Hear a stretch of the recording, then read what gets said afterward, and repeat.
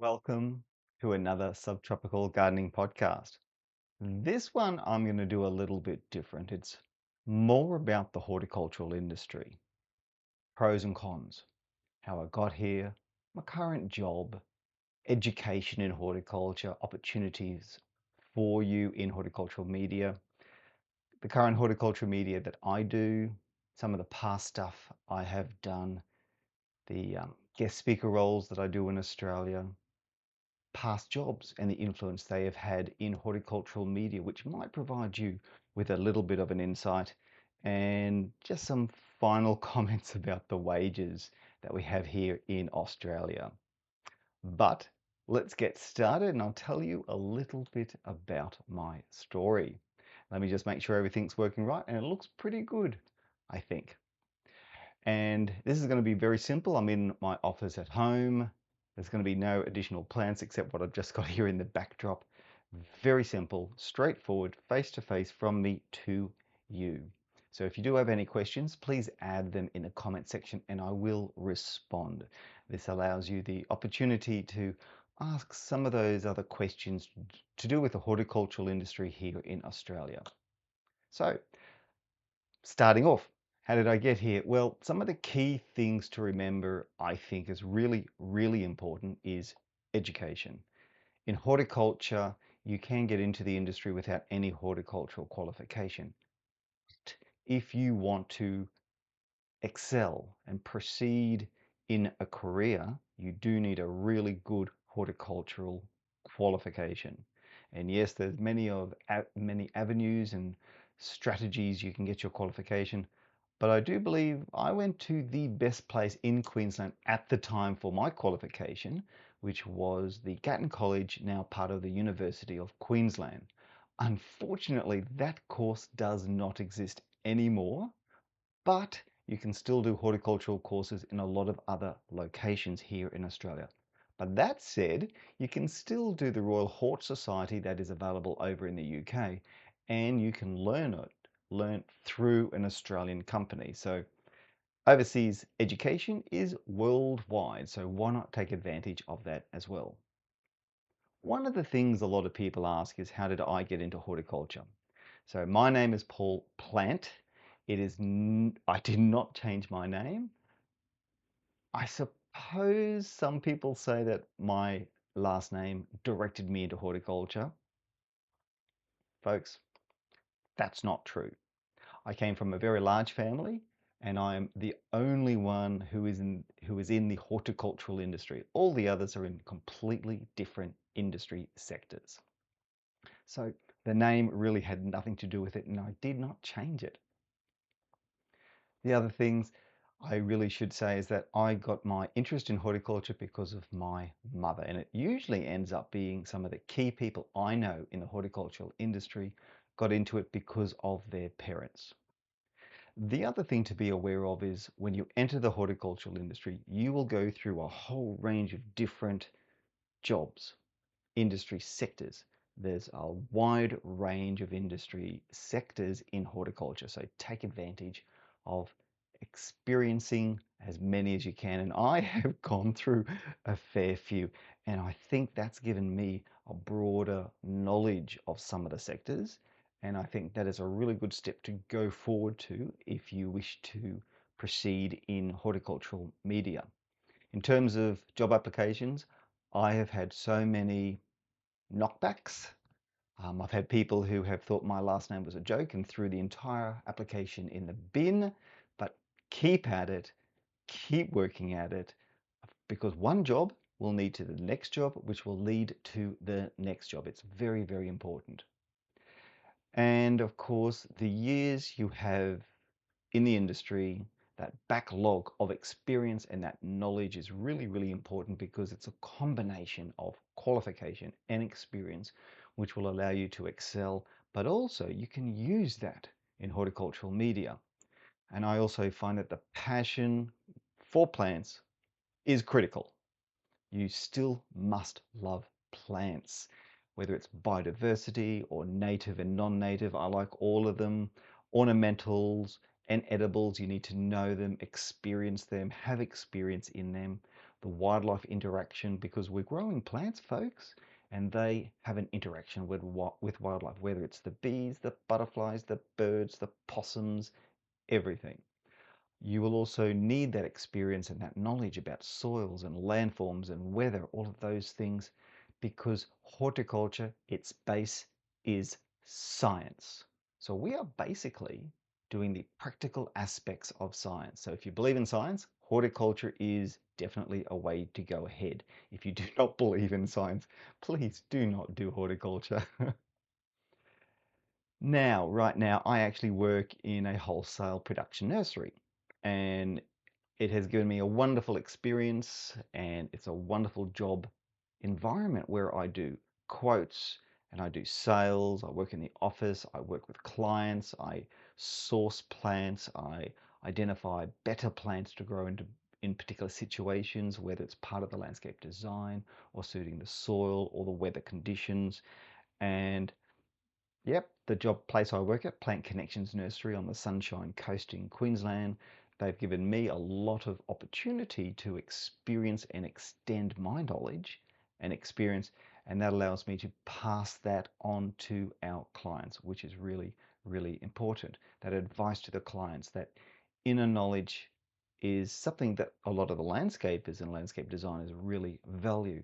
And it's also a situation where we have to fix the problems quite often that the council, developers, or even the landscape architects have created with their plant selection, because we are there to provide the solution for a successful landscape, for the landscaper to finish their job, for the client to go, yes, I like what was created. And all of these skills help perfect or fine tune the horticultural knowledge, which in my situation, I can then extend that to the gardening audience, which is basically you. So trying to follow those steps in your career, try to find an environment where you learn through different interactions with other industry people so that you can share that knowledge forward, always sharing it forward.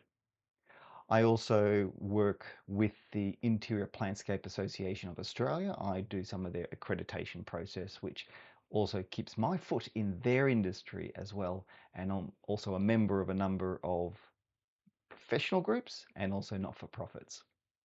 But the qualification, this is where, there are different qualifications, and I did a degree in horticulture. It's a Bachelor of Applied Science, so a lot of science details, soil, pest diseases, post-harvest science, agronomy, um, chemistry, organic chemistry, botany. All of these things were really critical for my degree in science, which specialized in horticulture. So a horticultural technology degree is what I got. As I mentioned, that course is no longer available, but be aware there's also diplomas and certificates available in the industry that you can access to start your qualification.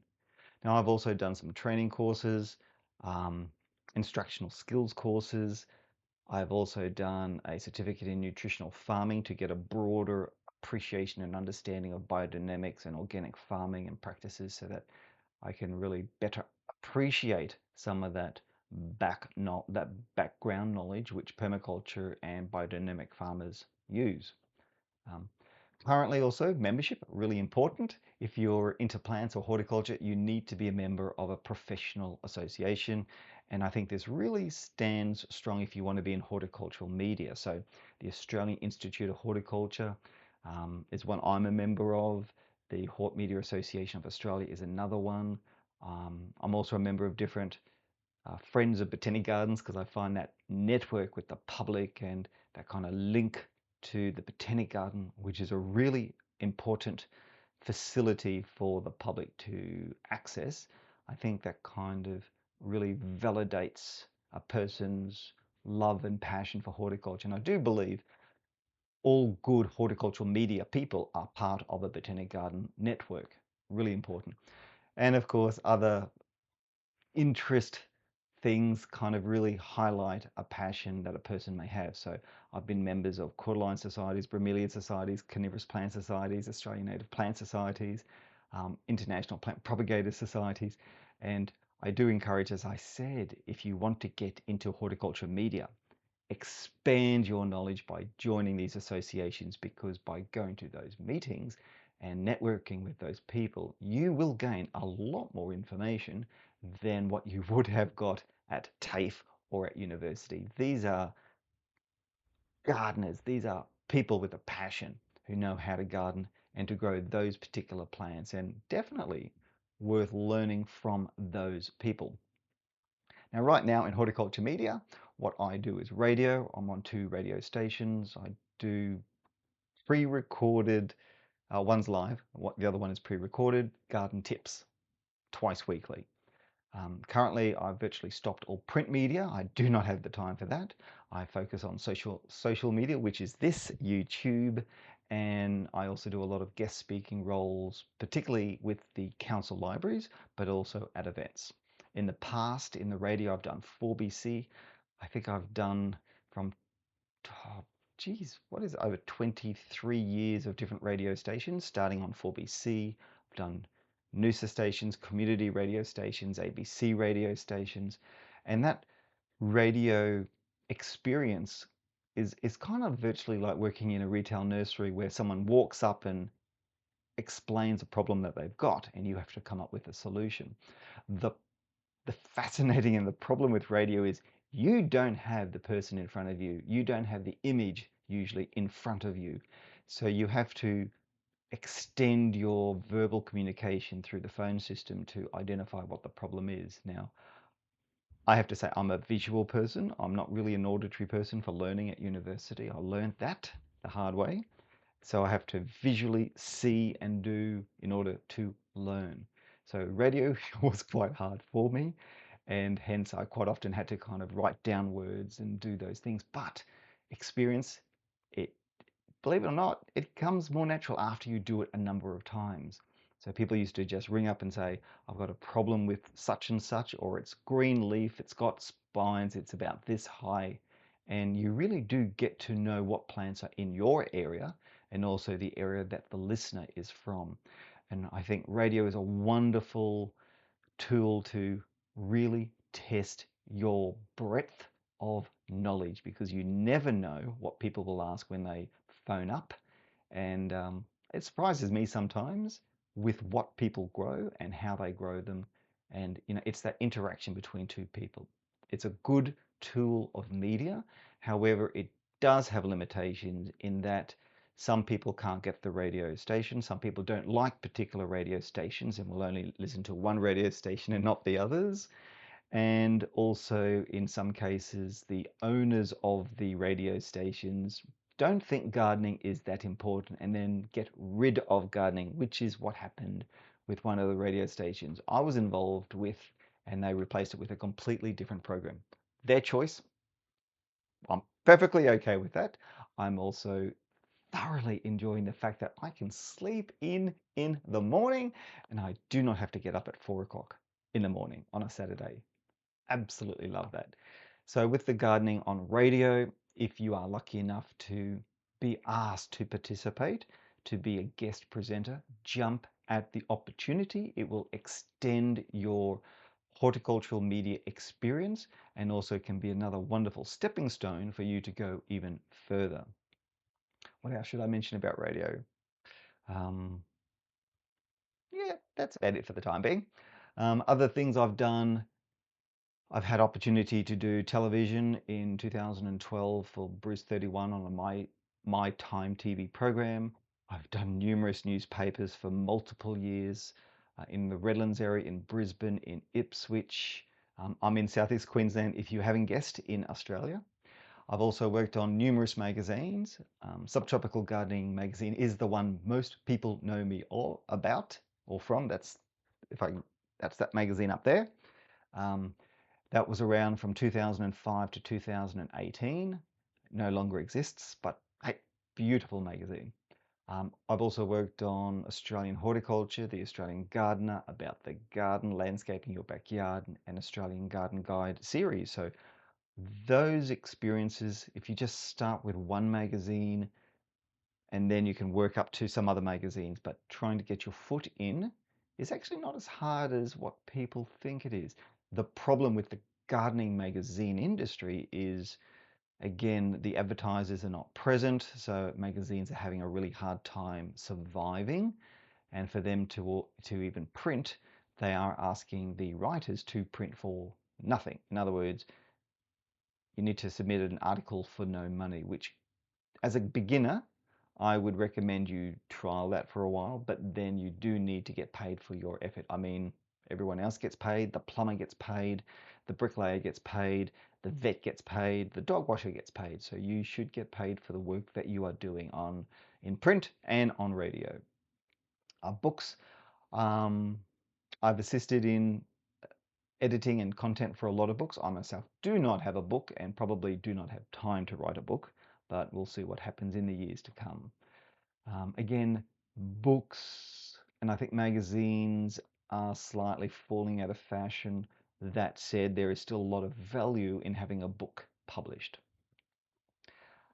I've had editorial roles, as I've mentioned, with the Subtropical Gardening magazine. I've also been an editor with AIH, which is the Australian Institute of Horticulture. I've done stuff in education, which is a wonderful tool to improve your media because you're writing materials for students to read and to use. You're producing overhead PowerPoints or PowerPoint presentations, which is again another form of horticultural media. I've done it in Singapore and I've done it in Australia. So that method of extending your horticultural knowledge and experience and therefore your media outlet is something worth considering. Being a garden presenter, of course, I've done that at libraries. I like to do the library events because these are free events that the councils put on for the public, so it's completely free for the public to attend. And I think they are fantastic facilities and resources and a service that the councils give to the public. So tick to you, Brisbane City Council and Moreton and Gympie, and I think the other councils. You need to step up to the platform and do a similar. Doesn't have to be me, as long as someone is providing that information to the gardening audience, that would be fantastic. And of course, I've done conference speaking and presentations both in Brisbane and in Singapore, and actually also in Sydney. Um, that that's kind of like the breadth of different type of media that I have done and I am doing, and that shows you what you can do if you extend and push yourself and want to delve into horticultural media. Now, some of the jobs I've done in order to get to this position, I've worked in retail nurseries, I've worked in a number of wholesale production nurseries, I've worked in a kind of like a factory location that specifically created a nutrient, a fertilizer for farmers, biodynamic farmers, organic farmers. And that was quite fascinating. I learned a lot about the fertilizer program and the organics. Um, Definitely fascinating work environment. I've worked in the non-horticultural industry, which is I've worked for a government department. I've been involved in event organization and running events. I've worked in the landscape industry, the nursery industry, the interior landscape industry, indoor house industry, the construction industry. Um, yeah, a few different sectors of the industry. I've I've got to say that the one key thing I think that really started my horticultural industry experience was after I did my course, I got finished my 4-year degree, got completely out of horticulture, did something completely unrelated, and then I got back into working in a retail nursery on a weekends just as a casual person. And then I got a job with the Australian Correspondence Schools, which is based on the Gold Coast. And that was the biggest influence in my career in that it started to get me involved in education, in media, and basically it extended my knowledge and also how diverse the range of plants in Australia and overseas were, because we had overseas students that were all doing it through correspondence. So that was a very good and a very important stepping point in my horticultural media career.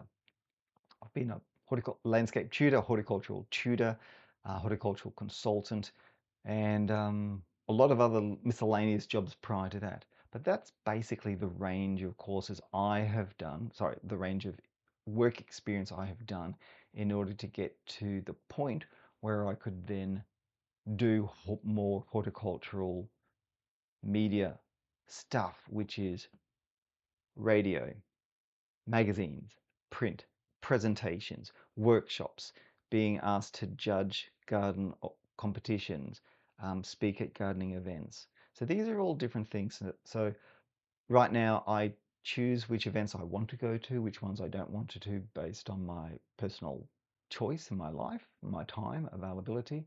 I enjoy doing the little bits of radio that I do. I thoroughly enjoy doing the workshops because it's face to face, it's more workshop oriented. They are the things that I actually enjoy doing. And of course, YouTube. So obviously with the YouTube and the other social media, which is Substack and a little bit of Facebook and a little bit of Instagram, I'm focusing mainly on YouTube and Substack for the time being. It allows me to provide a non-censored form of gardening information to you, the audience. So it's from me, my experience, my knowledge to you. I don't have to worry about big corporations stepping in and saying I can't say XYZ, but mind you, I don't anyway. Um, the freedom for this format of communication and this media allows so many people to provide their experience to other gardeners for them to share. So one of my friends, Hendrika, she's doing a lot of information about orchids on YouTube. Love ya. There are other people in Australia and overseas who are doing really good YouTube channels. Mine's very basic. I don't have fancy production. I'm not going to do fancy video productions. I like the simplicity of a production where I sit in front of one or two cameras and just go and record. And I hope that you do enjoy the simplicity of my videos and the information as well. But this video had nothing to do with actually growing plants. It is quite different. And that is because I wanted to talk a little bit about the career. Now, probably the biggest, saddest thing about the entire horticultural career is our wage. It is not that impressive, and I have to be blunt. I know so many people who have left the career because the wage is incredibly low. You can get more money doing something else. I suppose it is a lifestyle choice. I hate that definition, but I could have made a lot more money doing other things, but every concept of my brain, my essence went back to horticulture, went back to the concept of growing plants and getting more people to grow more plants and nurturing more plants and growing plants for wildlife became kind of the crux of my existence, to the bane of my partner. And you need to accept the fact that you will not get an income that a builder will. You will not get the income that a landscaper will if you work in the nursery industry. It's very hard to sustain yourself just as horticulture media. Virtually 99% of the people I know who do horticulture media have to have a full-time job elsewhere because there's not enough paid jobs in horticulture media that exist.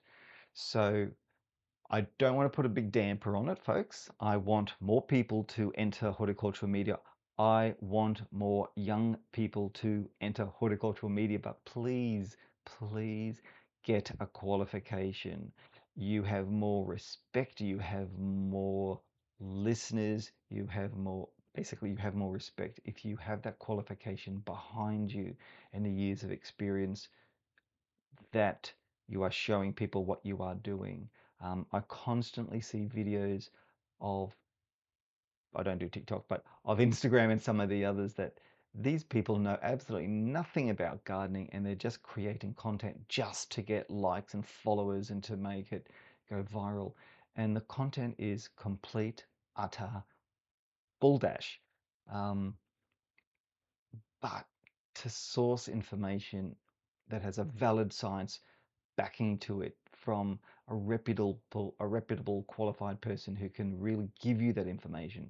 So I follow a few people from Canada, from the US, from the UK, and a few in Australia. And that's it. I don't watch TV gardening. I just don't like TV gardening. No. Sorry, a certain station in ABC. Nope, I don't watch it. Um, Although I like some of you people, I just do not watch the TV show. So if you want to for the gardening audience, if you want to excel in horticulture media, this is my opinion. Delve into it with experience and delve into it with a qualification. Use a portal of information that you are happy to present. If you don't like your face, don't use YouTube. Um, Substack is definitely one of the best methods to share your knowledge, share your experience, share your journey of horticultural learning through that portal. I've got my Substack. It's still very young, but I'm going to be growing it. And I think that's really one of the best ways to send information and try to get people to support you as you do it. And I think I'm going to keep this one really, really short and not too long. So I'm going to keep it under 30 minutes because of the topic.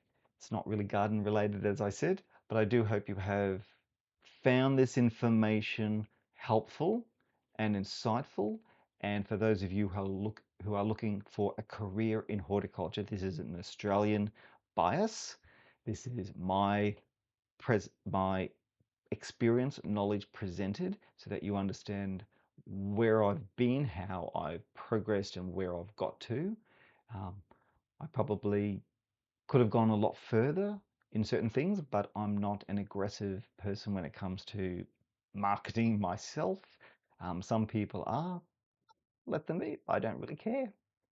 I don't, yeah, I'll just take my nice slow boat journey in horticulture, and I'm quite comfortable with that, enjoying what I do. So until my next main long video, which will be next weekend, happy gardening from Subtropical Gardening Podcast. Thank you very much.